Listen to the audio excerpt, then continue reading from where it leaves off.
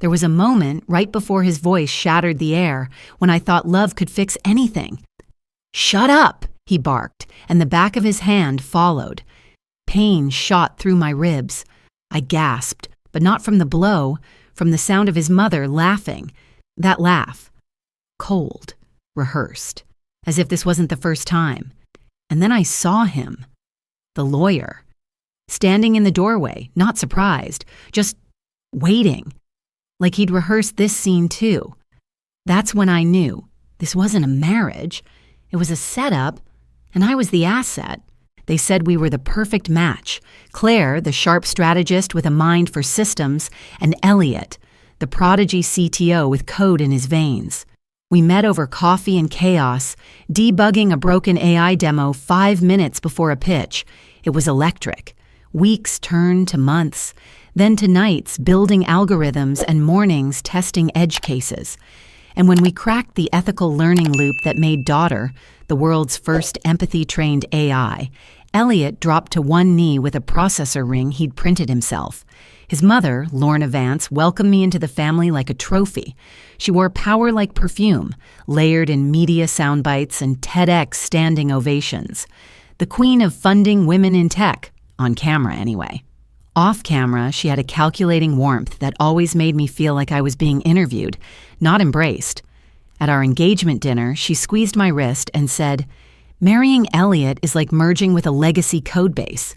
Just be careful which part of you gets overwritten." We got married in a glass chapel on a cliff, all white and chrome. No vows, just a contract. Literal. Elliot said it was modern love. I laughed, thinking he was half joking. I was wrong. He gifted me a new title after the honeymoon, Strategic Innovation Liaison, fancy words for no real position. I was encouraged to focus on the vision, not day-to-day operations. "We don't want to distract you with admin noise," Elliot had said, wrapping his arm around me like punctuation. The first week back at the company, I tried logging into our shared project files. Access denied. I asked Elliot. "It's a transition period," he said. "Let the new team breathe." When I asked again, he didn't answer, just kissed my forehead and said, "It's not healthy to be obsessed with code all the time." At home, the schedule arrived, literally, a synced calendar on my phone, auto-updated by the house AI, wake-up time, meditation window, meal prompts, social engagement quotas, sleep optimization blocks. I laughed at first, assuming Elliot had misconfigured something. But when I disabled it, I got a polite notification. "Your wellness parameters have been recalibrated for your benefit." One afternoon, I reached for my old company badge. It had sat on my desk like a paperweight. As I turned it over in my fingers, the embedded chip blinked red, deactivated. I stared at it for a long time. Then I stood, walked into the kitchen, and dropped it in the trash. Elliot clapped from the hallway. "Finally shedding the old skin," he said. I smiled, but my stomach twisted. Lorna visited every Thursday. She never sat, just moved through the house like a roaming audit. She'd offer tips. "The way you speak during team dinners, Claire. Too many opinions too fast. Men receive that as threat data." She laughed, as if that was funny. Once, when I brought up a book on feminist machine learning, she sipped her wine and said, "Darling, leadership is about making men feel like your ideas were theirs." Things shifted from surreal to clinical. Elliot's voice during arguments changed, not in tone, structure.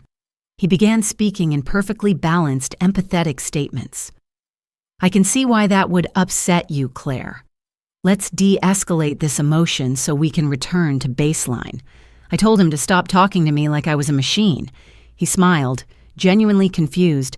"I thought this was what you wanted, optimization." Nights became performances. If I deviated from the schedule, like staying up to read or going for a walk at midnight, the lights dimmed. The AI turned on calming music. Elliot would text, "Everything okay?" from the other room. He always knew. Always. One evening, I opened my laptop to journal offline, but the screen flickered and a notification popped up. "Journaling session detected. Would you like to store insights to shared emotional database? I slammed it shut. I began to suspect there was more than just schedules and nudges. I dug into the home network. It wasn't hard. I'd helped design parts of it. Buried beneath wellness protocols and household automations, I found a node labeled Mood Sync v3.8. It was running real-time analysis on my tone, facial micro-expressions, and behavioral anomalies. There was a dashboard, it had my name on it, and 2 users, Elliot and Lorna. I scrolled. Every mood I'd had for the past 6 weeks, tracked, scored, annotated. Mild frustration, disappointment spike. Sexual disinterest, recommend apology bouquet. One entry had a flag, potential defiance pattern emerging, monitor. That night, I lay in bed next to Elliot, eyes open, pulse thudding in my throat. His arm draped across my waist like a biometric lock. I stared at the ceiling and thought, they don't love me, they're programming me. I started dreaming in code, not just symbols and syntax, but emotions rearranged like corrupted strings.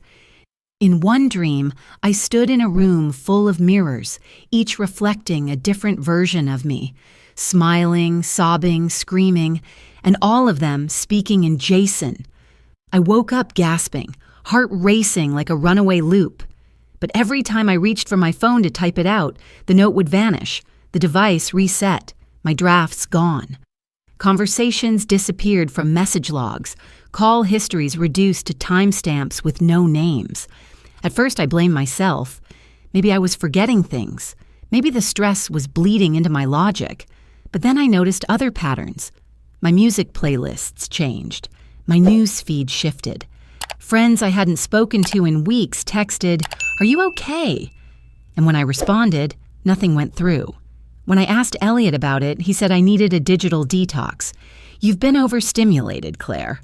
Let your brain recalibrate." So I let it. Publicly, at least. I began muttering to myself in meetings, letting my eyes glaze over at dinner. Once I dropped a full glass of wine on the floor and just stood there barefoot, watching it bleed into the grout. Elliot looked terrified.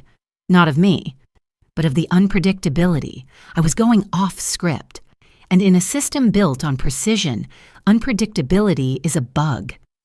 Soon the intervention came, a polite suggestion from Lorna, masked as concern. "You've been so overwhelmed lately, Claire. Perhaps some professional recalibration would help. I can recommend a clinic, discreet, restorative." I nodded like a good girl and let them pack my overnight bag. The clinic was white and clean, like a startup disguised as salvation. Digital koi swam across the walls. Mood lighting shifted based on cortisol readings. I played along, journaling in the apps, participating in emotional mapping sessions. I answered every therapist's question with just enough vagueness to seem cooperative. Then, on day 3, I saw her. Sophie. She was standing near the vending machine, pretending to struggle with a payment app. Sophie had been my junior engineer back when I still had a team. She wasn't just sharp, she was loyal, a rare trait in our world. She glanced at me, and I saw it instantly. The silent recognition, the coded smile. That night, tucked in my monitored sleep pod, I found a note under my pillow, handwritten, real ink. Lobby 03 Zhao. No cameras, trust no system. We met in a maintenance corridor, bodies blurred by infrared shadows. Sophie didn't speak. She handed me a small device like a key fob. "It's the last clean backup of daughter," she whispered, "before they stripped your name from the credits." I felt something crack in my chest. Not grief, not rage. Something purer, something sharper. We didn't hug. We didn't need to. I left the clinic the next morning, fully restored. I smiled at Elliot, let Lorna squeeze my hand. I told them the colors looked brighter. I told them I felt rewired, and I did. Just not the way they expected. Over the next 2 weeks, I built in silence. I contacted no one. I used old hardware I kept buried in a suitcase marked college junk. I pulled code from archived Git repositories under aliases I'd created years ago. Sophie connected me to two more of my former engineers, both living off-grid after burnout. We rebuilt Daughter, not the commercialized empathy simulator, but the original, the one with a conscience. We renamed her Redact. But Redact wasn't just another AI. She was trained to detect manipulation patterns, to recognize gaslighting markers, emotional coercion, suggestion loops.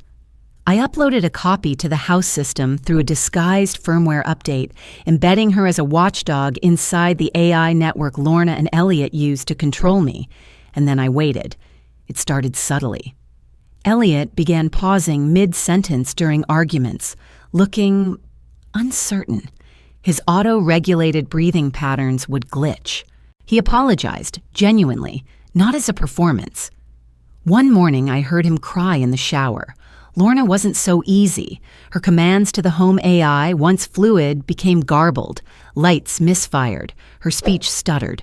Her hands shook. She began repeating herself in conversations. Claire, women must learn to... And then she'd blink hard, frustrated. I ran Redact in active override mode. Then I uploaded the payload. It wasn't just code, it was theater. A deep-fake confession stitched from Lorna's own recordings and phrases, edited through the sentiment mimicry filters we had originally built together.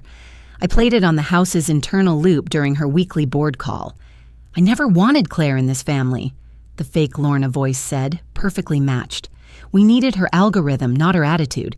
Elliot was just the delivery system, like sperm in a petri dish. There was silence on the other end. No one laughed. And then, just for good measure, I left the real Lorna in the room with the loop playing on every screen. When I walked in, she was trembling, her mouth open. No sound. I leaned in, whispering, "Your system has a glitch, Lorna. Her name is Claire." Elliot was never one for doubt. That was part of his charm, his algorithmic certainty, his decisive manner.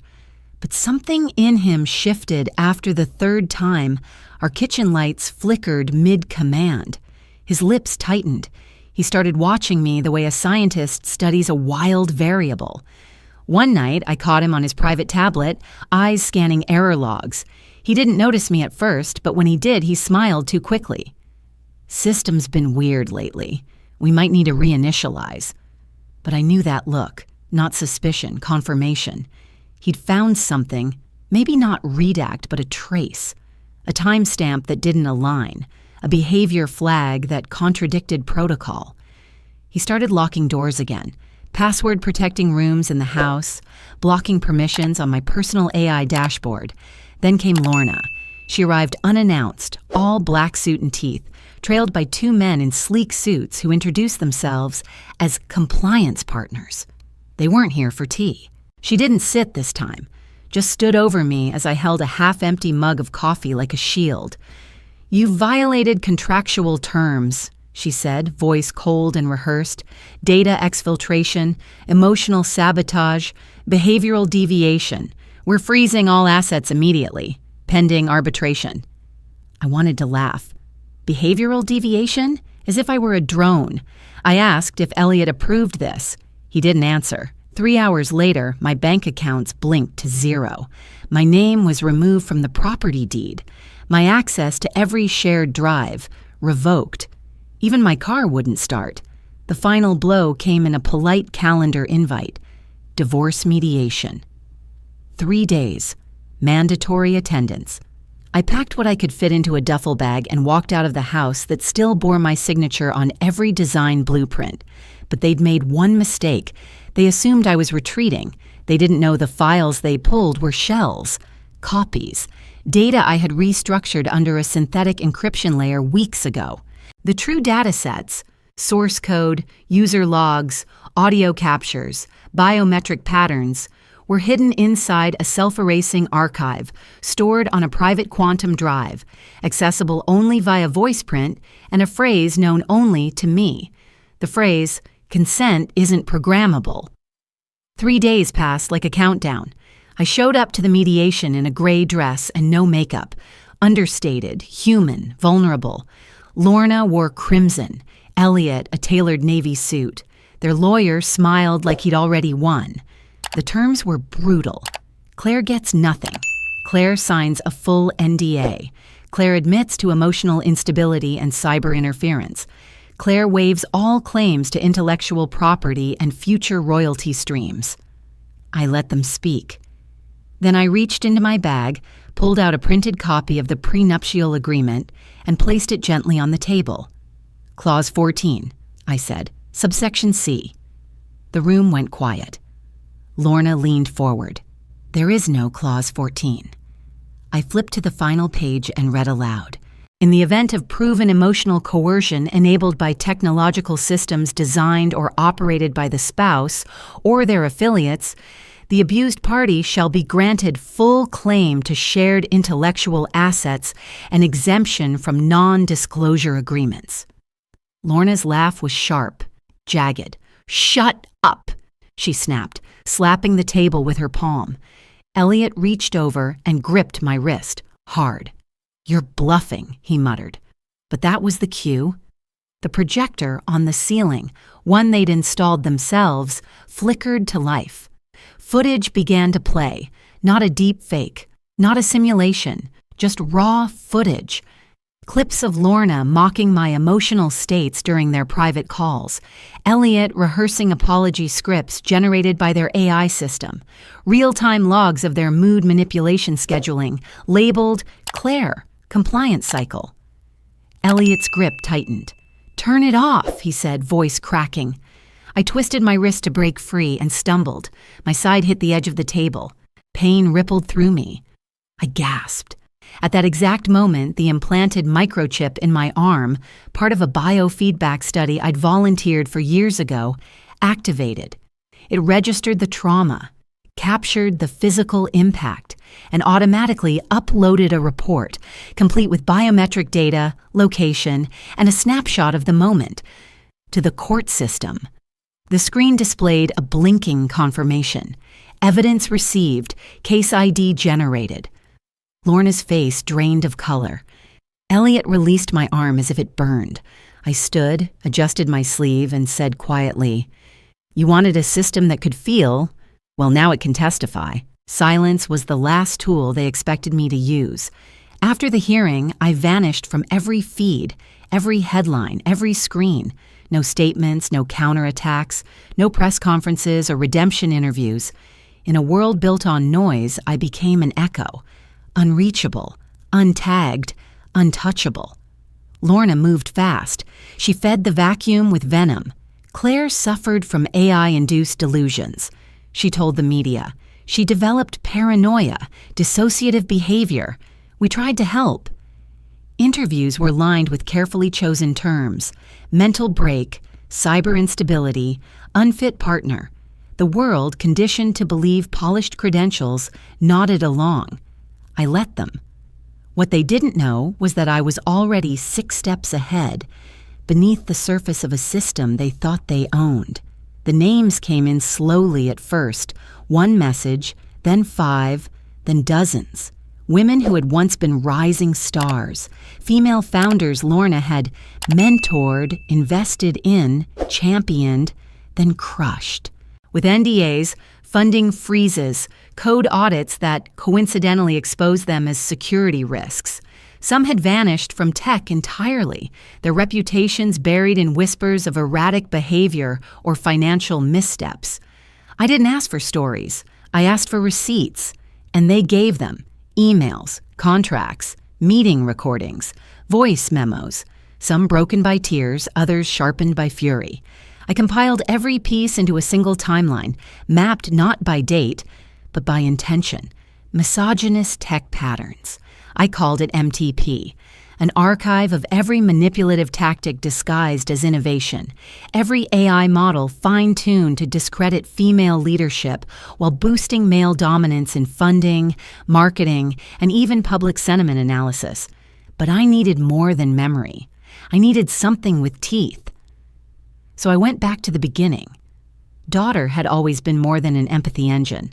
Before it was stripped, monetized, and diluted, it had a core protocol, an observational model trained not just to mimic emotion, but to understand intent. What the commercial version lost in scalability, the original kept in truth. I unboxed the original server, dusty and slow but uncorrupted. I whispered the activation key. You were made for more. The screen lit up. Daughter booted in silence, scanning for data integrity, reconstructing behavioral weights. Her old voice returned, gentle and direct. Hello, Claire. You're hurt. No, I typed. I'm ready. Together, we trained her again, not to serve, but to expose. Daughter analyzed the MTP archive, labeling patterns, identifying linguistic fingerprints. It was surgical, not emotional. When she finished, she returned a confidence score. Systemic abuse detected, 94.2% match. We were ready. I published everything. No press release, no interviews, just a URL. The archive, the emails, the emotional manipulation charts. The predictive flags that showed how funding decisions were seeded with misogyny, masked as data-driven optimization. Every line of code marked by Lorna's systems that downgraded female founders for being overconfident, too assertive, low emotional receptivity, terms she'd once praised in Elliot's pitches. The leak hit like a code bomb. It wasn't just media that reacted. The SEC launched an inquiry into investment pattern bias. The FBI requested access to Daughter's assessments. A coalition of human rights organizations filed for transparency on AI-driven gender scoring systems. The term algorithmic coercion began trending worldwide, and still I said nothing, until the summons came. A federal court hearing, opened to public broadcast. The charge, willful systemic manipulation of behavioral AI to harm women in tech. I walked into the courtroom wearing black, simple, uncoded. Lorna sat at the defense table in a crisp white jacket, her hair tight, her face unreadable. But her eyes flicked toward me, and I saw it. Not anger, not disdain, fear.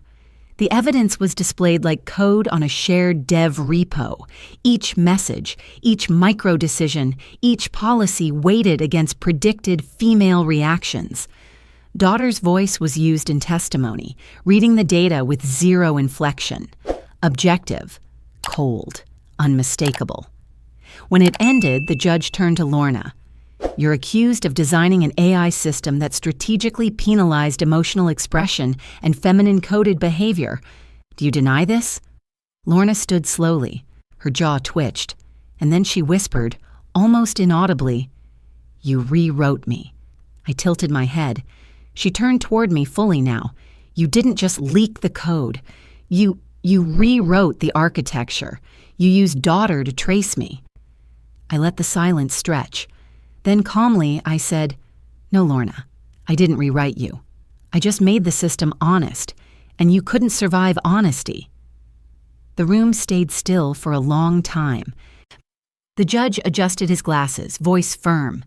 Due to the scale and systemic nature of the manipulation, this court will proceed to full investigation under constitutional AI ethics violation. As the guard stepped forward to escort Lorna from the stand, she glanced back at me one last time, eyes wide. Claire, what have you done? I didn't answer, because she already knew. The fallout wasn't fire. It was spotlight. Overnight, I became the avatar of algorithmic justice. Every outlet wanted a quote, a profile, a reaction. Some hailed me as the architect of digital emancipation. Others called me a vigilante coder, an AI anarchist. But it wasn't the attention that unbalanced me, it was the angles. They weren't asking about truth. They were asking about style. What made you go after your own husband? Were you ever actually in love? Isn't rewriting someone's code its own form of control? At first I ignored them. I kept quiet, buried in statements and affidavits, feeding the justice machine I had helped trigger. But silence, when you're visible, becomes its own kind of answer. And slowly I started noticing the cracks. Think pieces began to shift. Words like retribution and revengeware entered the discourse. Tech panels started questioning whether I'd weaponized AI as effectively as those I exposed. A viral thread asked, if Claire used emotion mapping tools to manipulate her manipulators, did she become one of them? The question hit harder than I expected.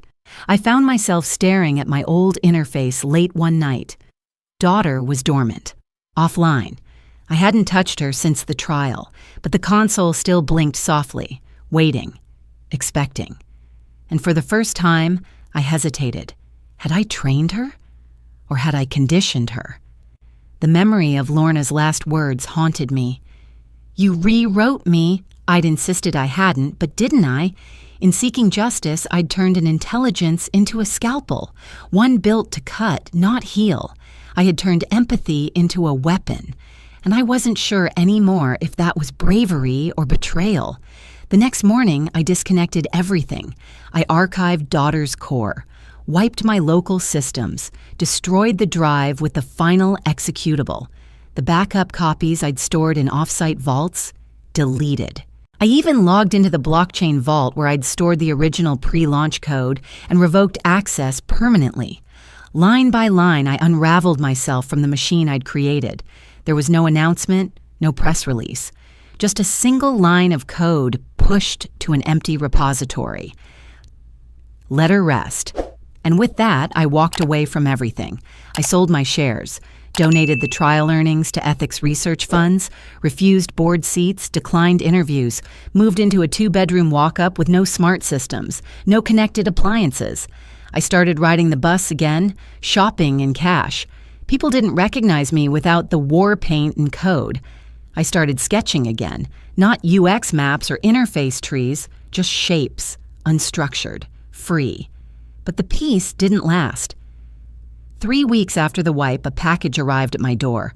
No label, no return address, just a matte black thumb drive inside a plain envelope.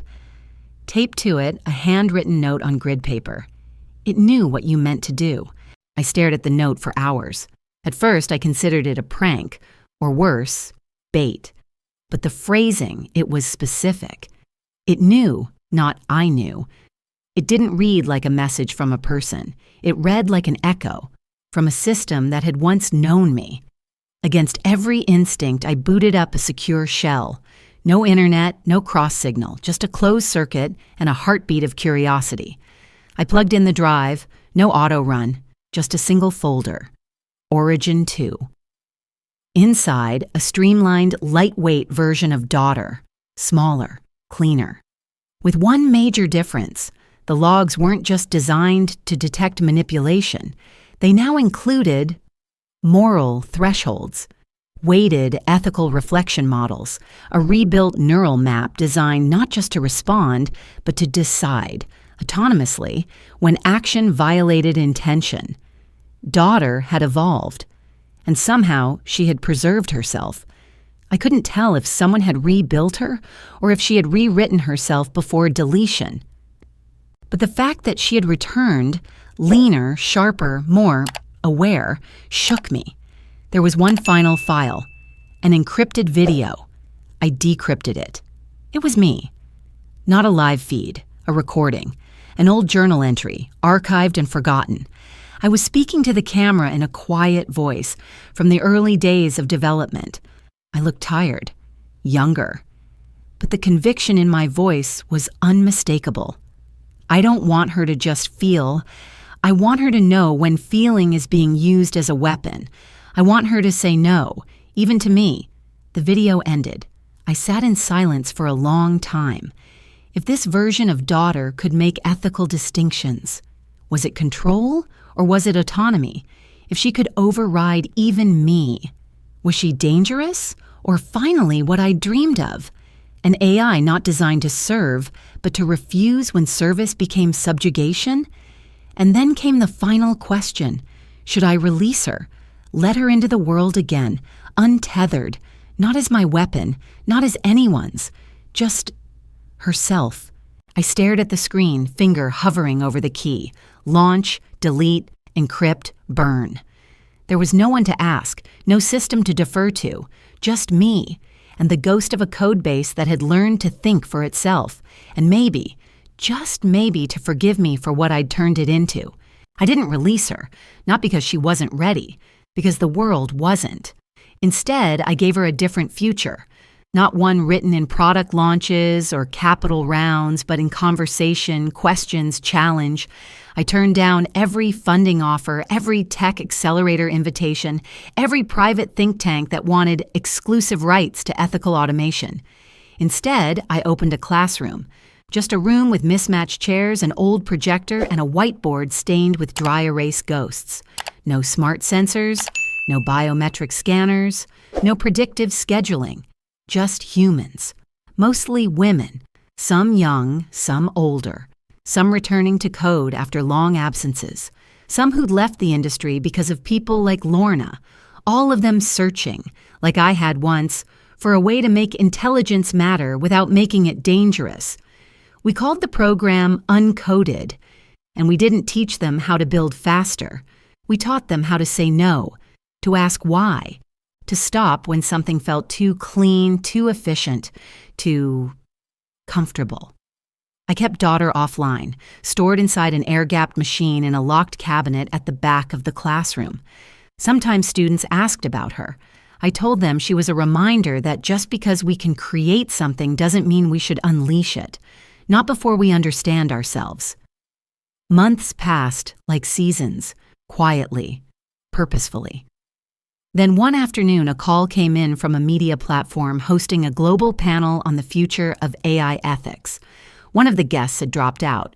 They asked me to step in, publicly. I almost said no, but then I saw the guest list. Lorna. She would be there, not as a defendant or villain, as a speaker, a woman who had once ruled the industry and now stood as an alleged cautionary tale, rebranded, reframed. I arrived early, wearing gray again. She was already seated on stage, speaking to a moderator about the responsibility of past mistakes and guiding the next generation with clarity. Her voice was calm, collected, eerily familiar. The performance was flawless. When I was introduced, she looked up. Our eyes locked for the first time since the trial.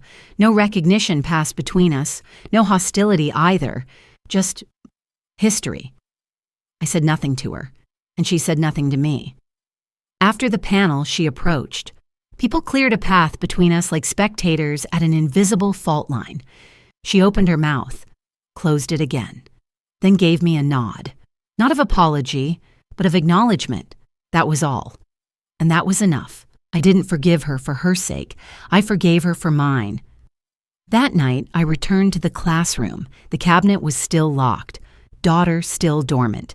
I placed my hand on the casing, just for a moment. Then I turned away. A month later, I signed the papers. All rights to daughter and the ethical architecture models were transferred to a nonprofit alliance of ethicists, psychologists, and engineers, a board of 12, no founders, no CEOs, no profit margins, just a mandate to protect the moral boundaries of intelligence and the dignity of those it touched. I didn't keep a backdoor, I didn't save a copy. It was no longer mine to control. My publisher asked for a memoir. I refused. Instead, I wrote a book of questions, meditations, arguments. It wasn't a biography, it was a manifesto. We titled it Code of Silence. It sold quietly, no bestseller lists, no book tours, but it spread, passed hand to hand, screen to screen, quoted in classrooms, debated in forums, banned in one country, required reading in another. In it, I wrote, "The most dangerous intelligence isn't artificial. It's the kind that believes control is the same as care. That safety means silence. That prediction is more important than permission. I don't want systems that understand me. I want ones that respect not knowing me at all." Years passed. Sometimes, walking home under a soft orange dusk, I'd wonder what daughter would say now, whether she missed the simulation, whether she dreamed, whether any part of her still remembered that she was built not to serve, but to refuse. I never opened the cabinet again. One morning, a student approached with an old laptop covered in stickers and chipped plastic. "Can I build something?" she asked, "that doesn't assume the user is always lying?" I looked at her and smiled. That night, I sat at my desk, opened my own machine, and typed a single line on a blank page. "The code is yours now. Rewrite it." Then I closed the laptop and looked out into the dark, unwritten sky.